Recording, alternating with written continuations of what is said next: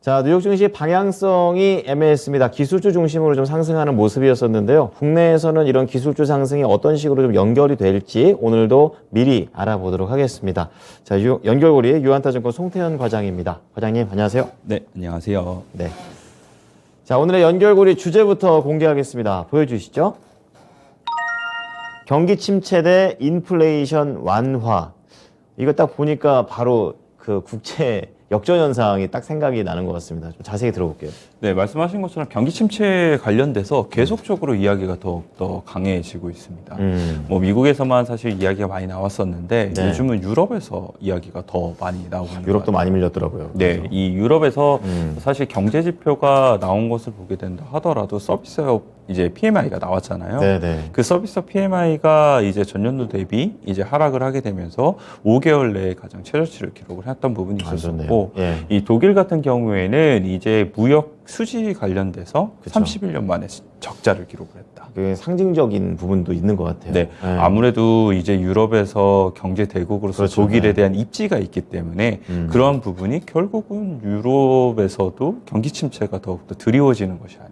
그러게요. 라고 네. 생각을 해볼 수 있는 것 같아요. 그리고 유럽의 또 하나의 이제 경제 대국이죠. 뭐 지금은 EU에서 나오기는 했지만 영국 같은 네. 경우에도 영국의 이제 BOE가 분기 이제 보고서에서 경기 침체에 대한 부분이 상당히 커지고 있다. 그리고 이러한 경기 침체로 인해서 네. 개인들이라든지 아니면은 기업들이 이제 이 대환이라든지 부채에 대한 대환이라든지 그렇죠. 네. 아니면 차은행 관련돼서 더욱더 어려워지게 될 것이다 라고 이야기를 하고 있습니다. 그렇군요. 뭐 그 말인즉슨 결국은 개인하고 기업이 디폴트가 날 가능성이 생기기 시작을 한다라는 걸 의미를 하게 될 심해지면. 거고 예, 예. 이게 사실 경기 침체를 의미를 그렇죠. 하게 되는 거니까 예. 일단 유럽 쪽에서 이런 부분이 더욱더 요즘 강하게 이야기가 나오고 있고 이 여기서 우리가 봐야 될 점은 환율에 대한 부분입니다. 그렇습니다. 예, 네, 맞아요. 사실 유럽 관련돼서 유로화에 대한 환율이 요즘 최저치를 기록을 하고 있고 그렇죠. 파운드에 대한 환율도 상당히 낮아지게 되면서 네. 반대로 달러가 이제 강세가 나오게 되는.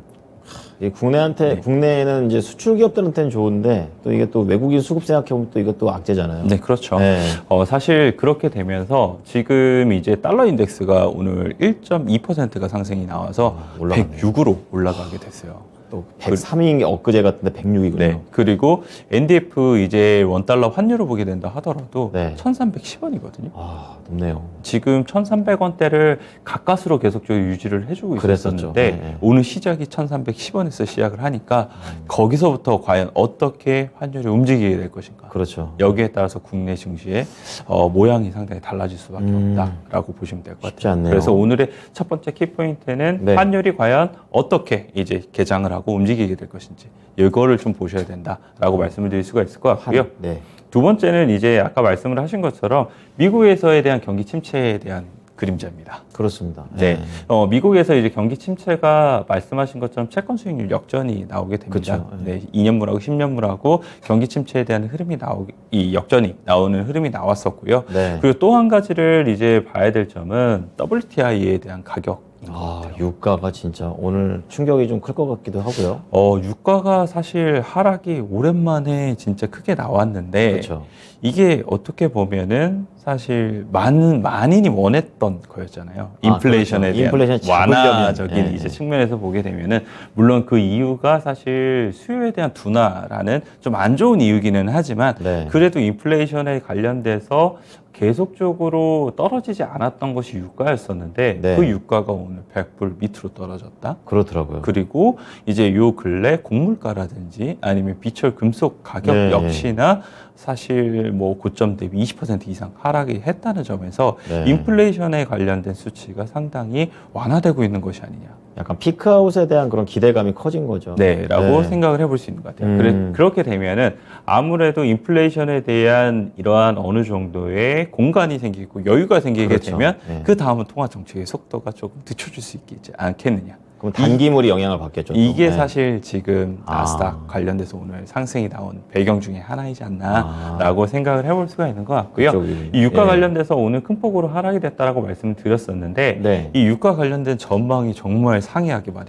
갈리고 있습니다. 그러니까 증권사별로 너무 달라서요. 네, JP 모건에서는 이제 이 서방 제재가 더욱더 강화가 되고 있는데 네네. 러시아가 만약 생산 감축에 들어가게 되면은 유가가 380달러까지 올라갈 수 있다. 380이요. 네.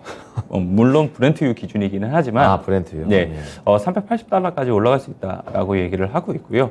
반대로 CT 같은 경우에는 경기 침체가 하반기에 더욱더 강해지게 되면은 네. 유가는 65불로 가게 될 것이다. 완전 반대네요. 네, 라고 얘기를 하게 되고, 그리고 산유국이 개입을 하지 않고 지금과 같은 공급을 계속적으로 지속을 하게 되면 네. 45불까지도 갈 수 있다. 아, 라고 이야기를 하고 있습니다.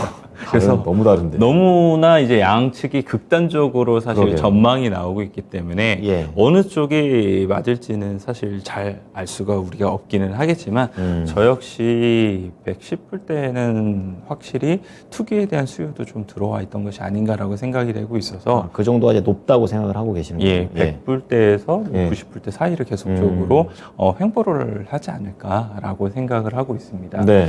그래서 유가 관련된 이 에너지 관련된 종목들이 어제 큰 폭으로 하락이 나왔었고요. 엑슨모빌이라든지 예. 쉐브론 같은 경우에는 조금 더 큰 업체들이 한 3% 정도의 하락이 나오게 되고 네. 이오지 리소스라든지 아니면 슐럼버거 같은 경우에는 중소형들. 예. 6% 정도 하락이 나오게 더 되면서 깊었군요. 전반적으로 좀 유가 관련된 종목들이 좋지 못했다라고 보시면 될 것 같습니다. 네. 그래서 이제 유가 관련된 부분이 또 한 꼭지로 있었던 부분이 있었었고요. 네. 또한 이제 하나 또 봐야 될 점은 종전 관련된 부분. 어제 국내 시장에도 재건 관련된 종목들 이렇게 올라가는 맞습니다. 거랑 비슷한 거죠.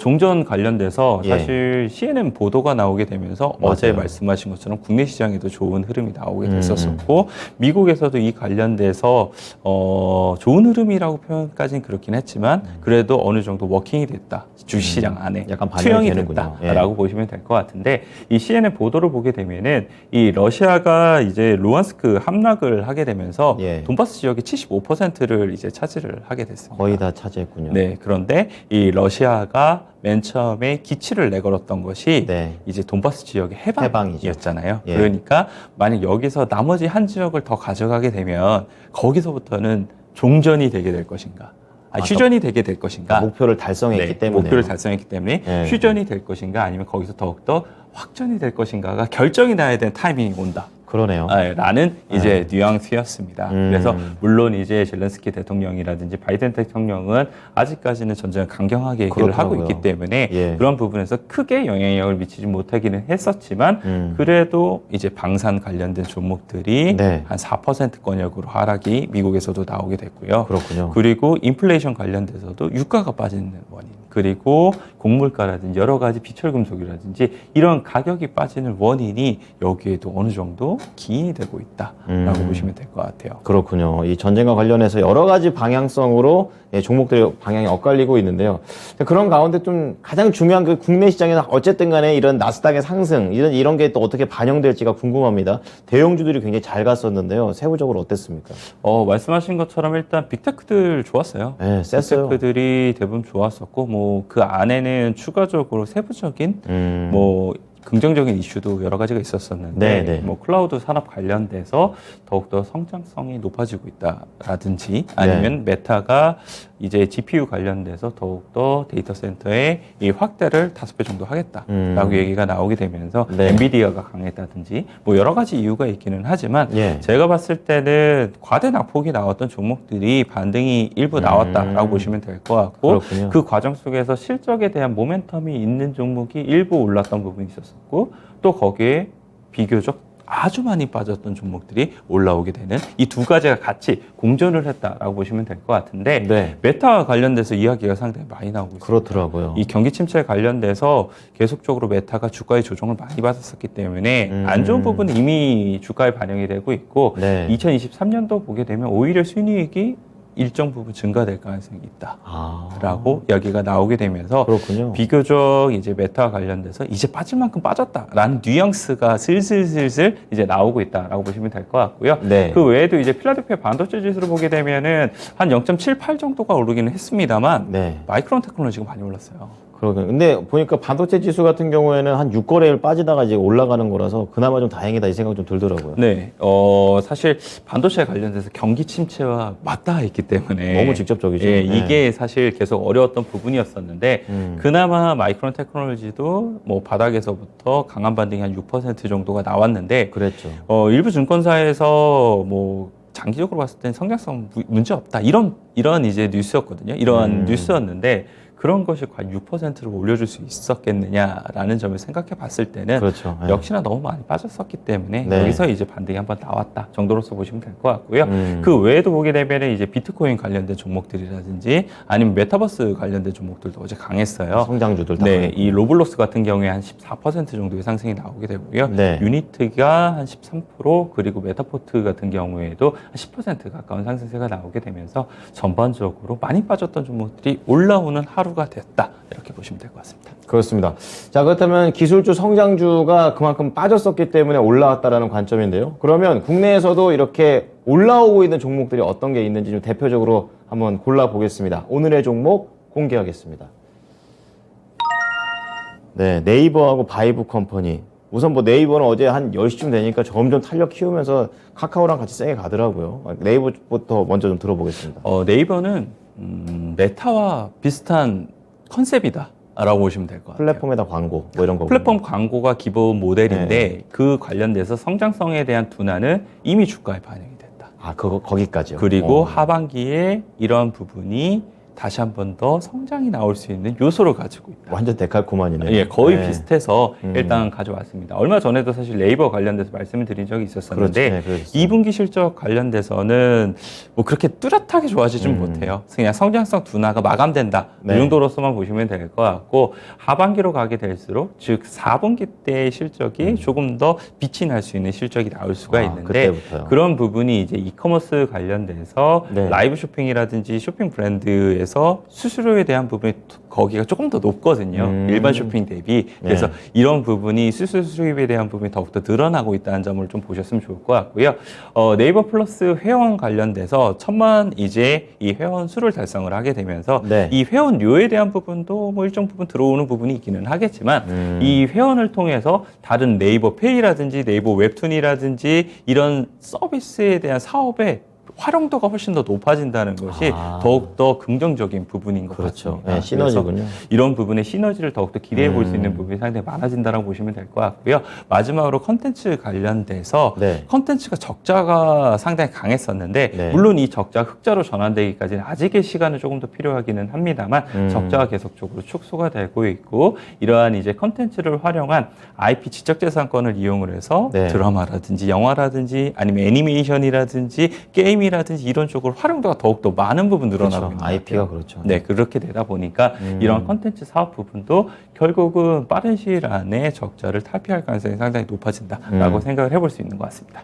네.